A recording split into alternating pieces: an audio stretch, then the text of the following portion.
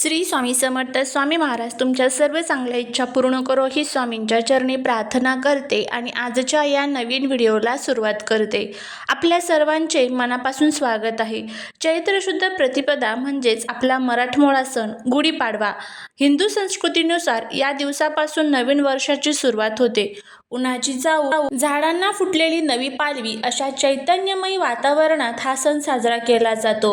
आजच्या व्हिडिओमध्ये आपण पाहणार आहोत 2026 मध्ये गुढीपाडवा कधी आहे, शुभ मुहूर्त काय, या सणाचे खास महत्त्व, त्याचबरोबर या दिवशी घरामध्ये काय करावे, काय करू नये, कोणत्या चुका टाळाव्यात आणि अतिशय प्रभावी असा हा एक उपाय आपल्याला करायचा आहे. हा उपाय जर आपण केला तर रातोरात नशीब चमकून उठेल, दारिद्र्य नष्ट होऊन सोन्याचे दिवस येतील, त्याचबरोबर सुख, शांती, समृद्धी घराला प्राप्त होईल.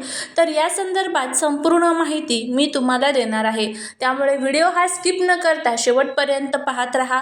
चॅनलवरती नवीन असाल तर चॅनलला सबस्क्राईब करा आणि असेच माहितीपूर्ण नवनवीन व्हिडिओ पाहण्यासाठी बेल आयकॉनलाही प्रेस करा, म्हणजे माझ्या सर्व नवीन व्हिडिओंचं नोटिफिकेशन तुम्हाला मिळेल आणि तुम्ही एक पण व्हिडिओ मिस करणार नाही. त्याचबरोबर कमेंटमध्ये जय माता लक्ष्मी लिहायला अजिबात विसरू नका, जेणेकरून माता लक्ष्मीची तुमच्या कुटुंबावर, मुलांवर अगदी भरभरून अशी कृपा होईल. ब्रह्मदेवाने याच दिवशी सृष्टीची निर्मिती केली असे मानले जाते. याच दिवशी ब्रह्मदेवाने विश्वाची निर्मिती केली आणि सत्ययुगाला सुरुवात केली. 14 वर्षाचा वनवास संपून आणि रावणाचा पराभव करून प्रभू श्रीराम जेव्हा अयोध्येत परतले तेव्हा प्रजेने गुढ्या उभारून त्यांचे स्वागत केले. याच दिवशी राजा शालिवाहनाने शत्रूवर विजय मिळवला आणि याच दिवसापासून शालिवाहन शक ही नवी कालगणना सुरू झाली. हा वसंत ऋतूच्या आगमनाचा काळ असतो. निसर्गातील बदलाचे स्वागत करण्यासाठी हा सण साजरा केला जातो. गुढीपाडव्याच्या दिवशी सकाळी लवकर अभ्यंग स्नान करावे, दारी गुढी उभारली जाते. बांबूच्या काठीला नवीन वस्त्र, कडुलिंबाची डहाळी, साखरेची गाठी, फुलांचा हार घालून त्यावर तांब्याचा कलश उपडा ठेवला जातो. या दिवशी कडुलिंबाची पाने खाण्याची प्रथा आहे. गूळ, जिरे, ओवा आणि कडुलिंबाची पाने यांचे मिश्रण आरोग्यासाठी अत्यंत गुणकारी असते, जे आपल्याला येणाऱ्या उन्हाळ्यासाठी तयार करत असते. हा सण आपल्याला चैतन्याचा सण म्हणून साजरा केला जातो. या दिवशी काय करायचे असते तर सूर्योदयापूर्वी अंगाला उटणे लावून अभ्यंग स्नान करतात. त्याचबरोबर या दिवशी हा दिवस 3.5 मुहूर्तापैकी एक असल्याने नवीन वाहन, दागिने, जमीन खरेदी करणे किंवा नवीन व्यवसायांचा श्री गणेश करण्यासाठी अत्यंत उत्तम मानला जातो. घराच्या मुख्य दारासमोर सुंदर रांगोळी काढावी आणि आंब्याच्या पानांचे तोरण लावावे. यामुळे घरात नकारात्मक ऊर्जा राहत नाही आणि सकारात्मक ऊर्जा येते.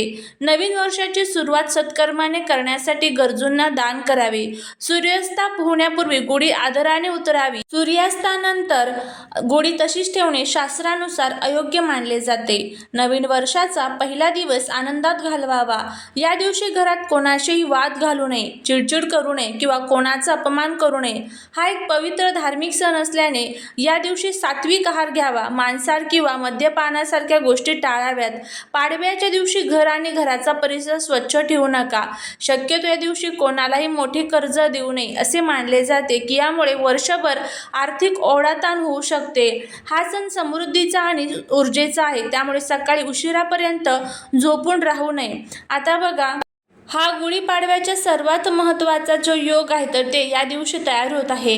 त्यामध्ये सर्वार्थ सिद्धियोग तयार झालेला आहे, अमृत सिद्धियोग तयार झालेला आहे, रवियोग तयार झालेला आहे, उत्तरा भाद्रपद नक्षत्र आहे. त्यामुळे आपल्याला या दिवशी सूर्य आणि चंद्र मीन राशीत एकत्र असतील, जे आत्मिक शांती आणि नव ऊर्जेचे प्रतीक असणार आहे. गुढी उभारणे हे विजयाचे आणि समृद्धीचे प्रतीक मानले जाते. त्यामुळे या दिवशी मध्यम आकाराची बांबूची काठी स्वच्छ धुवून घेतली जाते. नवीन रेशमी वस्त्र किंवा जरीची साडी, शक्यतो लाल, पिवळी किंवा केशरी रंगाची घ्यायची आहे. तांब्याचा किंवा चांदीचा स्वच्छ कलश घ्यायचा आहे. कडुलिंबाची डाळी, आंब्याची पाने घ्यायची आहे. त्यानंतर सर्वात आधी बांबूच्या काठीला स्वच्छ धुवून त्यानंतर काठीच्या वरच्या टोकाला हळदी कुंकू लावून पूजा करा. काठीच्या वरच्या बाजूला नवीन नवीन रेशमी वस्त्र व्यवस्थित बांधा. वस्त्राच्या घड्या नीट असतील अशा बेताने त्या बांधाव्या. वस्त्र बांधलेल्या ठिकाणी कडुलिंबाची डाळी आणि आंब्याची पाने तोरण एकत्र बांधा. कडुलिंब हा आरोग्याच्या आणि कडू गोड अनुभवांचे प्रतीक आहे. त्यानंतर त्यावर फुलांचा हार आणि साखरेची गाठी बांधा. गाठी हे जीवनातील गोडाव्याचे प्रतीक मानले जाते. आता या सर्वांवर तांब्याचा कलश उपडा ठेवा. कलशावर आधी बाहेरून हळदी कुंकवाने स्वास्तिक काढा. तयार झालेली गुढी दाराच्या मुख्य प्रवेशद्वाराच्या उजव्या बाजूला किंवा गच्चीवर जिथे सूर्याचा प्रकाश पडेल अशा ठिकाणी उभारावी. गुढी किंचित कललेली न ठेवता सरळ उभी करावी. गुढी उभारल्यानंतर तिला गंध, अक्षता, फुले वाहून पूजा करावी. अगरबत्ती ओवाळावी.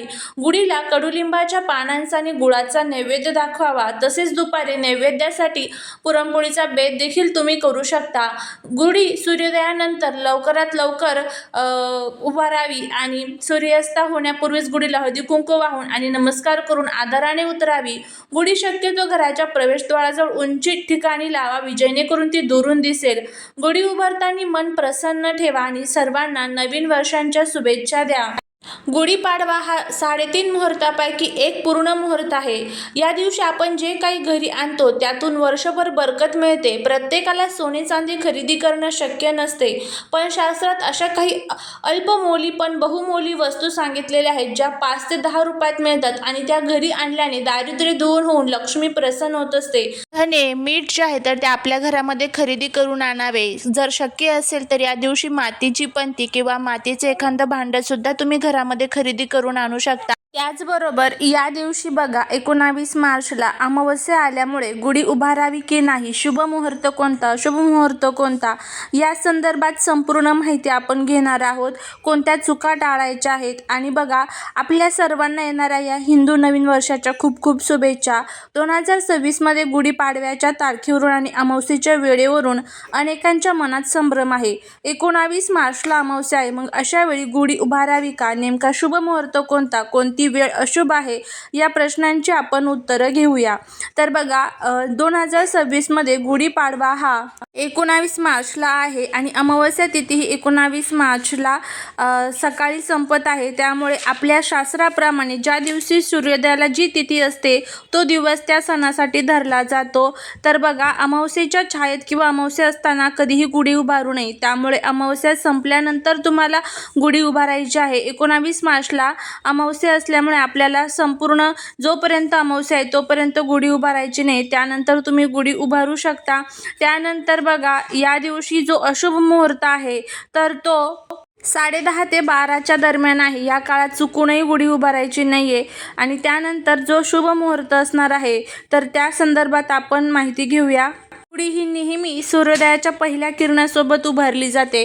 त्यामुळे जर सकाळीच गुढी उभारायची असेल तर 7 नंतर तुम्हाला 10:30 पर्यंत गुढी उभारायची आहे. 10:30 ते 12च्या काळात गुढी उभारायची नाही आहे. आणि त्यानंतर यावेळेस जर तुम्ही गुढी उभारली तर त्याचा खूप चांगला फायदा जो आहे तर तो तुम्हाला बघायला मिळेल. आणि सर्वात महत्त्वाची जी चूक आहे ती आपल्याला या दिवशी करायची नाही, ती म्हणजे आपल्याला अमावस्येच्या कालावधीमध्ये चुकूनही गुढी जी आहे तर ती उभारायची नाही. अमावस्या संपल्यानंतर गुढी उभारायची आहे. अमावस्या ही सकाळी 7ला संपणार आहे. त्यामुळे 7च्या नंतर तुम्हाला गुढी जी आहे तर ती उभारायची आहे. चालेली सेवा ही महाराजांच्या चरणी रुजू करते. भेटूया पुढच्या नवीन व्हिडिओत. श्री स्वामी समर्थ.